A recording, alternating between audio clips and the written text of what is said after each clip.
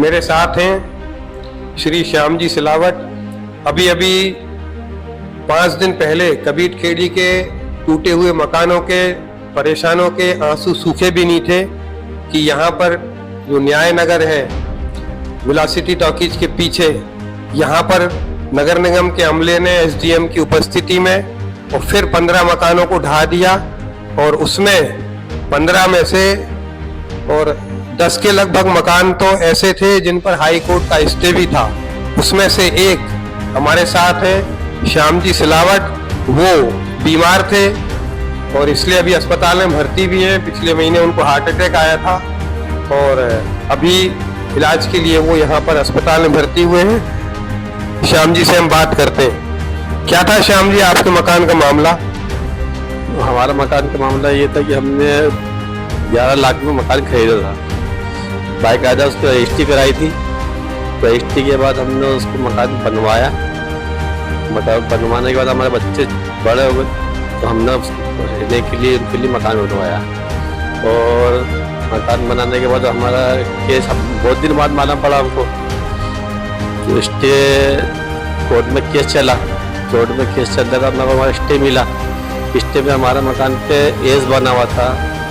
Side वालों को जिसने स्टे नहीं था उसको क्रास बना था। वो स्टे वाला मकान पूरा तोड़ दिया और क्रास वाला मकान को सिर्फ थोड़ा सा तोड़ के चले गए। अब हम बहुत महापौर और एसडीएम के संपर्क में मकान तोड़ा गया। मैं हाथ जोड़ती रह गई पर किसी ने हमारी सुनवाई नहीं करी। बोले हाई कोर्ट जाओ, वहाँ पे सुनवाई होगी आपकी। और स्टे वाला मकान हमारा तोड़ दिया। हमारे पति जी घर पे बीमार थे, हमको सूचना भी नहीं मिली कि हमारा मकान तोड़ने वाले हैं और हमारा मकान तोड़ दिया गया। ये श्याम जी की पत्नी है। श्याम जी बीमार थे, इसलिए उस दिन जब तोड़फोड़ हो रही थी तो ये कविता जी वहां पर पहुंची थी। इन्होंने एसडीएम को और तहसीलदार को हाथ जोड़कर बताया भी था कि हमारे मकान पर स्टे है। इनको कोई वहां हाई कोर्ट के किसी आदेश की सूचना भी नहीं दी गई, कॉपी भी नहीं दी गई। इनके पास स्टे की कॉपी थी, फिर भी इनका मकान तोड़ दिया गया। इस प्रकार ये इंदौर के प्रशासन की और नगर निगम की एक पूरी की पूरी जनता को क्रश करने की ये पूरा बिल भरते थे। इन्होंने रजिस्ट्रार ऑफिस में पूरे लाख रुपए की फीस दी इन्होंने। और क्या मतलब है, सरकार काहे की पैसे लेती है रजिस्ट्री के? उस रजिस्ट्री हाँ, इन्होंने मुकदमा लड़ा सब लोगों ने। 97 लोगों पे जो स्टे थे उसमें एक इनका भी था, उसके लिए भी इन्होंने वकील को फीस दी। अब बताइए इनका और कितने रुपए का खर्च हुआ था मकान पर?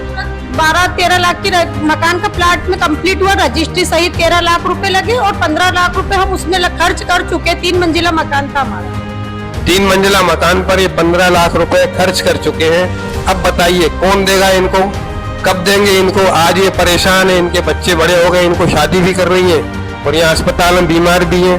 आज हमारी सरकार को जो इनके वोटों से ही चुनी जाती है और हमारे जो प्रशासन के लोग और पुलिस है इनके लिए है, या कुछ बिल्डर्स को खुश करने के लिए जमीन खाली कराकर देने के लिए? आज ये प्रश्न है सबके सामने और ये प्रश्न तब तक अनुत्तरित रहेगा जब तक कि उपस्थिति सुरक्षित नहीं हो जाती। 6 तारीख को सुप्रीम कोर्ट में फिर से इसकी सुनवाई है और हम चाहेंगे कि सरकार तब तक मजबूती से जनता का पक्ष वहां पर रखे और इस जमीन को अधिग्रहित करके जनता को सौंप दी जाए।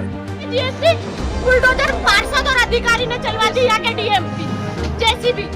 हमारे को आने का मौका भी नहीं दिया, संभलने का मौका नहीं दिया, हमारे कोई सामान निकालने का नोटिस भी नहीं दिया और हमारा स्टे